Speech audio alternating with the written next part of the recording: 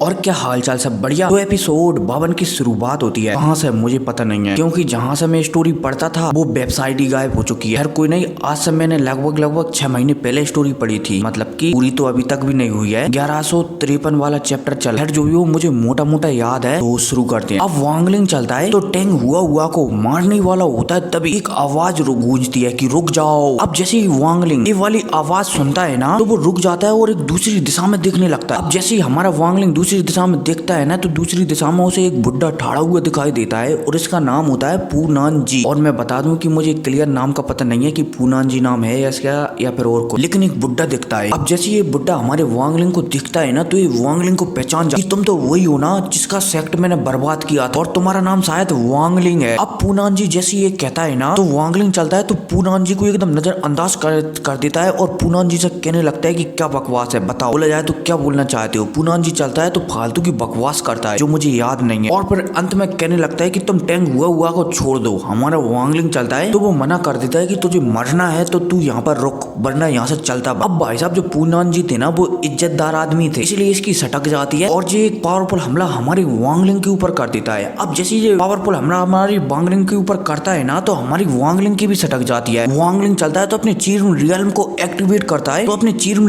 Activate करता है, और कोई टोकन टाइप के अटैक से इस बुड्ढे ने हमारे वांगलिंग पर हमला किया था। पता नहीं ये टोकन था या फिर हथौड़ा, लेकिन अटैक किया था। अब जैसे हमारे वांगलिंग का चीर्म रियल्म और सामने वाले बुड्ढे का अटैक, बोला जाए तो पूनान जी का अटैक आपस में टकराता है ना, तो जो पूनान जी का वेपन था ना, वो हमारे वांगलिंग के चीर्म रियल्म को कुछ समय के लिए रोक लेता है। हालांकि रोक तो लेता है, लेकिन जो पूनान जी है ना, उन्हें कहीं ना कहीं जख्मी कर देता है, जिस वजह से पूनान जी की हालत एकदम खराब हो जाती है। बोला जाए तो डर जाते हैं कि ये बंदा वास्तव में बहुत ही ज्यादा पावरफुल है, जो इसने मेरे वेपन को तोड़कर मुझ पर भी उसका हमला, मतलब कि उसका भी नहीं। खैर कोई नहीं, सीधी बात कहूँ तो पूनान जी यहाँ पर जख्मी हो जाते हैं 10%, ठीक है, और इनका जो वेपन था ना वो टूट जाता है, आगे बढ़ते हैं। अब जैसे पूनान जी जख्मी होता है ना, तो ये समझ जाता है कि सामने वाला बंदा बहुत ही ज्यादा पावरफुल है, इसलिए उस पर कमजोर अटैक करने का कोई भी फायदा नहीं है। इसलिए यहाँ पर पूनान जी चलता है तो एक साथ अपने सारे वेपनों को बाहर निकालता है, जो कि नीले और लाल कलर के दिख रहे होते हैं, एक साथ हमारे वांगलिंग के ऊपर हमला कर देता है। अब जब हमारा वांगलिंग इतने सारे अटैकों को अपनी ओर आता हुआ दिखता है ना, तो वांगलिंग चलता है दोबारा से अपने चीर्म रियल्म को एक्टिवेट करता है और इन सारे वेपनों पर एक साथ हमला कर देता है। लेकिन जो वेपन थे ना, ये बहुत ही ज्यादा हाई क्वालिटी के थे, इसलिए कहीं ना कहीं हमारे वांगलिंग का चीर्म रियल्म में भी थोड़ा सा कमजोर पड़ जाता है। लेकिन अब वांगलिंग चलता है तो एक दो आत्माओं को खाता है, जिस वजह से उसका जो चीर्म रियल्म है ना, उसकी पावर दोबारा से बढ़ती है। वांगलिंग चलता है तो अब दोबारा से अपने चीर्म रियल्म को एक्टिवेट करता है और जो अटैक उसकी ओर आ रहा था ना, इस पर हमला नहीं करता, बल्कि इसे तो वो अपनी बॉडी से रोकेगा। सीधा वांगलिंग अपने चीर्म रियल्म से, क्या नाम था, दाढ़ी वाला बुड्ढा, उस पर हमला कर देता है। अब जब ये दाढ़ी वाला बुड्ढा, बोला जाए तो पूनान जी, इस हमले को अपनी ओर आता हुआ दिखता है ना, तो ये डर जाता है और ये समझ जाता है कि अब उसका यहाँ पर टपकना एकदम पक्का है। अब शायद यहाँ पर एक और बंदा आ जाता है, जो कि एक अलग ही दुनिया से आया था, बोला जाए तो दूसरे प्लेनेट से आया, और ये होता है शायद अलायंस से। और अगर आप मेरी पूरी वीडियो को देखते हो ना, तो अलायंस के बारे में मैंने आपको बताया कि अलायंस क्या होती है, ठीक है ना। तो एक अलायंस का बंदा आता है और अपने हाथ से हमारी वांगलिंग का अटैक रोक लेता है। हालांकि इसका हाथ भी डिस्ट्रॉय हो जाता है, लेकिन ये हमारे वांगलिंग के चीर्म रियल्म को रोक देता है। अब जब हमारा वांगलिंग सामने वाले बंदे को दिखता है ना, तो उसे याद आ जाता है कि जो सामने वाला बंदा आया है ना, इस सामने वाले बंदे को शायद पता है कि मेरे पास जो सिटूनान का मोती है ना, वो है। अब जैसे वांगलिंग को ये सामने वाला बंदा दिखता है ना, तो ये सामने वाला बंदा भी वांगलिंग को पहचान जाता है और वांगलिंग से सीधा मांग लेता है कि वो मुझे मोती दे दो और तुम यहाँ से जा सकते हो, और तो और तुम जाऊ कंट्री के मैसेंजर भी बन सकते हो, बोला जाए तो सबसे ज्यादा पावरफुल बन सकते हो जाऊ कंट्री में। अब जब हमारा बंदा सामने वाले, बोला जाए तो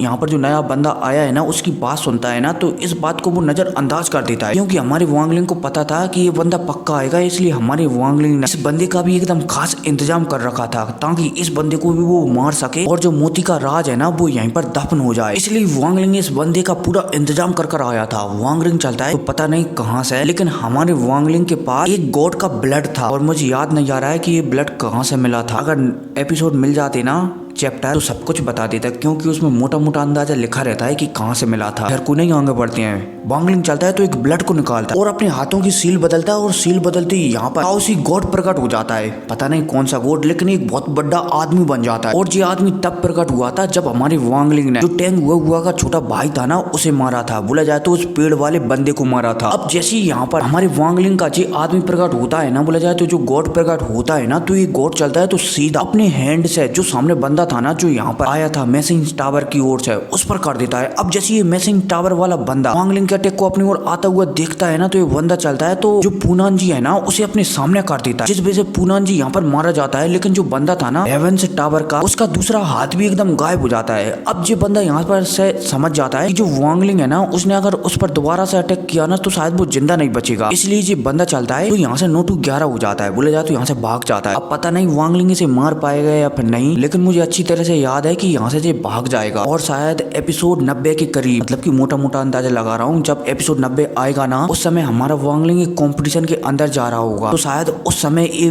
बंदा हमारी वांगलिंग से इस मोती को छीनने के लिए आएगा। हालांकि उस समय हमारा वांगलिंग सोल ट्रांसफॉर्मेशन के हाई लेवल पर होगा, समझ रहे हो, मतलब कि खैर कोई नहीं, पता नहीं क्या है। मिलते हैं अगली वीडियो में, टेक केयर, और मैं कोशिश करूंगा कि 3-4 दिनों में इसकी ऑफिशियल नोवेल ढूंढ ली जाए। खैर कोई नहीं, मिलते हैं अगली वीडियो में, टेक केयर।